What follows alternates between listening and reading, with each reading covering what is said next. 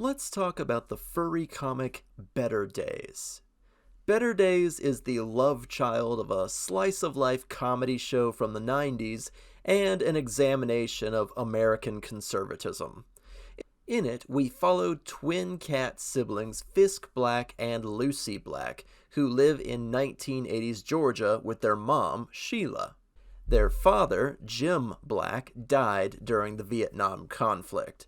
The Black household is fairly conservative but inoffensive, respecting the military, gun ownership, etc., etc. It's not conservative by today's standards, with extremists on both sides ruining the political landscape for everyone, but this family certainly has their own opinions about things.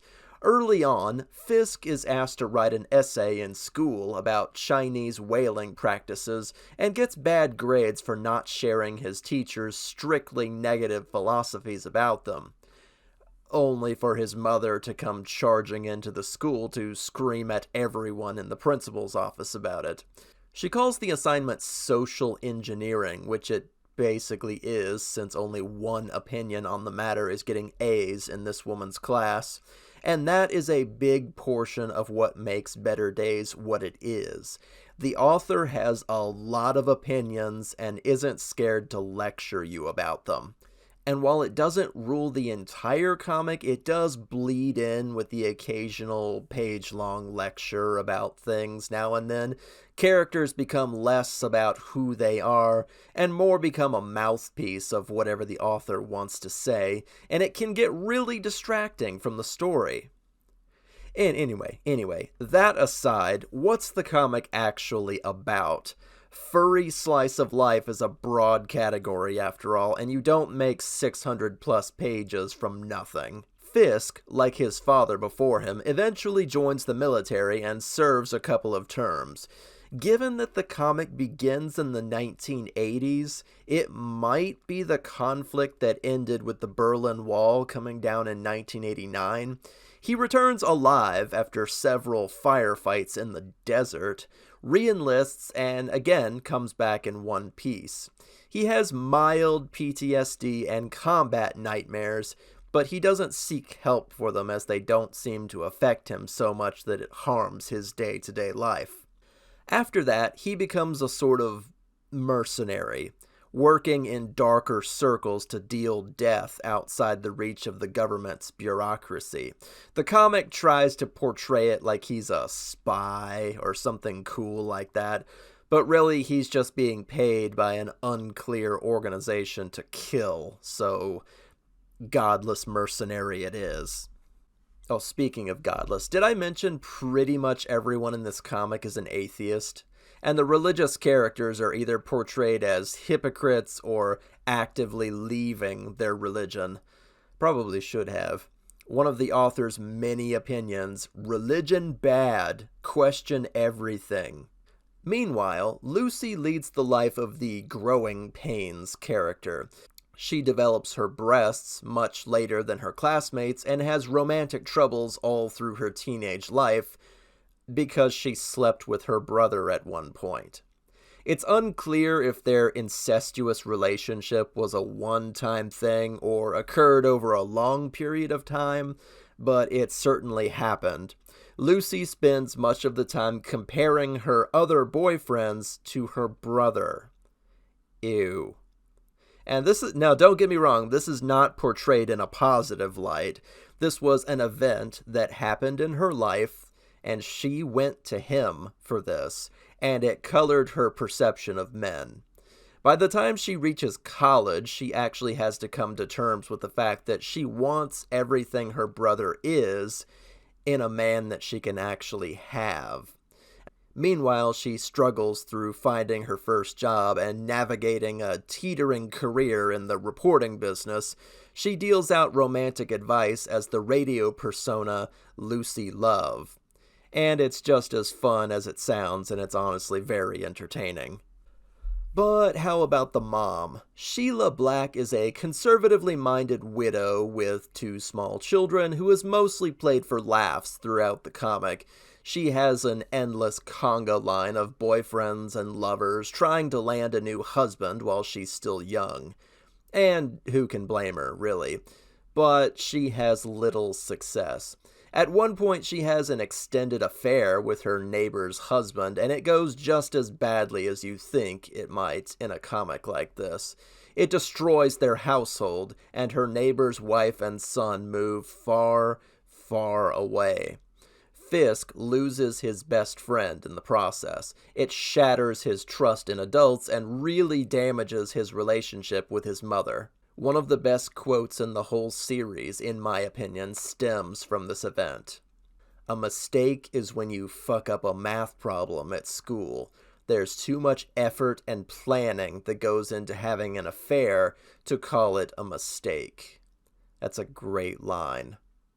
One of the more dramatic moments is when one of Sheila's suitors tries to rape her and Fisk breaks his face with a baseball bat, which leads to one of the stranger scenes in the comic that is worth talking about. While he's in the hospital, Sheila's attacker is found by some of her dead husband's old military buddies. He'd claimed to be in Jim's military unit, but the paper trail says otherwise, and this draws the eyes and ire of the people that were actually in his unit, including their commander. With little discussion or fanfare, Sheila's attacker dies under the knife, supposedly of an infection. The implication is pretty clear. Anyway, occasional political lectures and moments of heavy drama aside, Better Days mostly portrays itself as a slice of apple pie American life with all the usual tropes and trappings. You know, the Halloween dance story arc, the death of an elderly family member story arc, the one of our friends is getting married story arc, etc., etc. There's not a lot of new ground being trodden here, but it's the characters that you're there to see, so it's still good. Later on, while Fisk is away in the army, we follow Lucy and her new college roommate, Beth, a bi-curious bombshell that becomes a mainstay in the series, if for no other reason than to wax on about their sex lives with Lucy and keep readers coming back for more cleavage. Beth's first boyfriend died only 3 months into their dating, so she is forever haunted by the idea of a perfect guy. That is, a guy she never knew well enough to discover any of his flaws, but did know well enough to love and cherish him. It really damages her prospects when it comes to finding a good companion, which in a way makes Beth and Lucy kindred spirits. Both of them have found what they think is the perfect man, but neither can have them. One is dead, and the other is her brother. So, yeah. They must search for the next best thing. Whether they find it or not is pretty much a spoiler, but it does dominate a good portion of their panel time. And if implication isn't good enough for you, the author does do a lot of pornography. It used to be his side gig while he was doing Better Days. Now it's his main gig behind a Patreon paywall, which, as we all know, is a simple Google search away from free. Author Jay Naylor is practically a household name when it comes to furry porn, and I'll just leave that fact there for you. Just Google search Jay Naylor. You will find mountains of the stuff. If you want to see any of the characters in this comic hook up, or have a more vested interest in their sex lives, chances are you can find a comic that he has drawn about them elsewhere. The internet's a big place, but it's Jay Naylor. It's not hard to find. He's kind of a big deal. Don't go looking for the man himself on Twitter or anything, though, as he's a pretty notorious bully and douche canoe. That's this owl's opinion anyway. He is not a nice man. Interacting with him is not a good idea. Just enjoy the stuff he draws. Trust me. Better Days can come across as a conservative lecturing series about glorifying the military and the semi-conservative lifestyle of the southern United States, but it has a lot of heart to go in it. These are not bad people, they're just self-righteous. These characters feel like real people with real problems and real imperfect solutions to those problems. In that way, the character writing is probably better than you will see in most furry comics. No one is perfect, everyone has opinions, and they're not scared to share them with all the self-righteousness that they can muster. Characters are well drawn and instantly recognizable. The biggest flaw to the art is honestly the author's stubborn lack of detailed backgrounds that kind of spans the entire comic. If a character isn't touching something or physically sitting on it, it doesn't exist, which can be a little distracting when it's only black and white. Otherwise, the art steadily improves and it never distracts from the story that's being told. Each chapter ages the characters just a little and time flows in a very natural way without any huge time skips that leave you disoriented.